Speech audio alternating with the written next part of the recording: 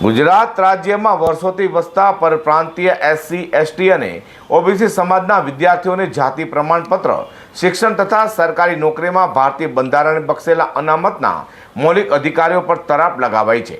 તેઓ રોજ સાથે માઇનોરિટી સમાજ દ્વારા આ ચોક્કસ મુદતના ધરણા પ્રદર્શનનો કાર્યક્રમ યોજી ગાંધીજીની જન્મ જયંતિની આંદોલનના શ્રી ગણેશ કરવામાં આવ્યા છે, જે આ ચોક્કસ મુદત સુધી શરૂ રહેશે તેવી ચીમકી ઉચ્ચારવામાં આવી હતી। સુરત શહેર અને જિલ્લા અને સમગ્ર ગુજરાત રાજ્યમાં વર્ષોથી વસતા સમસ્ત મહારાષ્ટ્રીયન સમાજ માઇનોરિટી સમાજે કહ્યું કે અમે છેલ્લા 40-45 વર્ષોથી સુરત ખાતે કુટુંબ કબીલા સાથે રહીએ છીએ।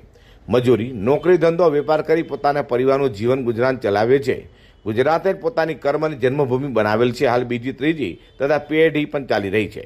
ત્યારે બંધારણીય હકો અધિકારોથી વંચિત રાખવાનો પ્રયાસ કરવામાં આવ્યો છે, કારણ કે અમારા બાળકોને જાતીય પ્રમાણપત્ર નહીં મળતા હોવાના લીધે શિક્ષણ તથા નોકરીમાં મળતા અનામતના લાભોથી અમે લોકો વંચિત રહેતા છીએ। રાજ્ય સરકાર સમસ્ત માંગણી છે કે જાતીય પ્રમાણપત્ર શિક્ષણ તથા સરકારી નોકરીમાં અનામતના લાભો આપવાનું ઠરાવેલ છે।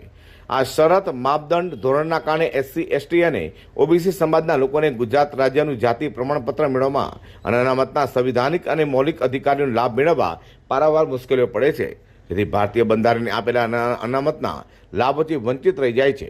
માટે આ શરતના માપદંડની તારીખોના ફેરફાર કરવા માંગણી કરીએ છીએ। અમે એસસી એસટી અને ઓબીસી અને માઇનોરિટી સમાજના લોકો પરપ્રાંતીય નથી, પરંતુ ગુજરાત રાજ્યના કાયમી રહેવાસીએ છીએ। અમારી પાસે ગુજરાત રાજ્યનું ડોમિસાઇલ પ્રમાણપત્ર, રેશન કાર્ડ, ચૂંટણી કાર્ડ, આધાર કાર્ડ વગેરે જેવા દસ્તાવેજી પુરાવાઓ પણ છે, જેના આધાર લાભ મળે એમ નહીં થાય તો આંદોલન અનિશ્ચિત સમય સુધી ચાલુ રાખવામાં આવ્યો છે, તેમાંથી જણાવ્યું છે। મારું નામ અરુણભાઈ કલાલ છે। આજ રાષ્ટ્રપિતા મહાત્મા ગાંધીની જન્મ જયંતિ નિમિત્તે અમે તથા સુરેશભાઈ સોનવણે કલેક્ટરશ્રીને આવેદનપત્ર આપવા આવેલા છે કે 1960થી જે લોકો અહીંયા વસવાટ કરે છે અને 1978થી જે વસવાટ કરે છે એના પુરાવા આપો તો તમને પેલું એ મળશે પ્રમાણપત્ર। પણ મારું એમ જ કહેવું છે, સુપ્રીમની ગાઈડલાઇન પ્રમાણે આ જે માણસ 15-20 વર્ષથી કોઈ પણ સ્ટેટમાં રહેતો હોય એને ત્યાં દરેક અનામતનો કે એવું કે પ્રમાણપત્રનો એ એમને લાભ મળવો જોઈએ। આ આજ સુધી અમને મળેલો નથી। જે પ્રમાણે એમણે કીધું કે આ ખાલી આઝાદી જૂઠી છે અને ખરેખર વાત છે। આજે માત્ર ને માત્ર રેશનના અનાજ પર લોકોને લલચાવીને આ સત્તા પર બેઠેલા છે।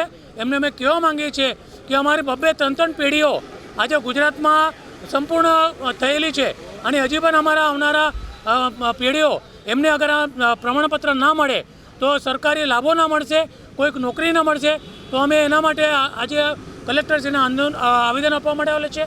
આવનાર દિવસોમાં અગર આ અમારી માગણી ના સ્વીકારાય તો અમે જલદ રીતે અને અહિંસક આંદોલન કરીશું, જેની તમામ જવાબદારી સરકારશ્રીને છે। અમે આત્મવિલોપન કરતાં પણ ખચકાઈશું નહીં, અમારા હક્કો અમે લઈને જ રહીશું। સુરતમાં રહેતા એસસી એસટી અને ઓબીસી સમાજના લોકોએ પડી રહેલી તકલીફોનું તાત્કાલિક નિવારણ આવે તે માટે આંદોલન સાથે ચોક્કસ મુદતના ધરણા કર્યા છે। Bureau report G25 news.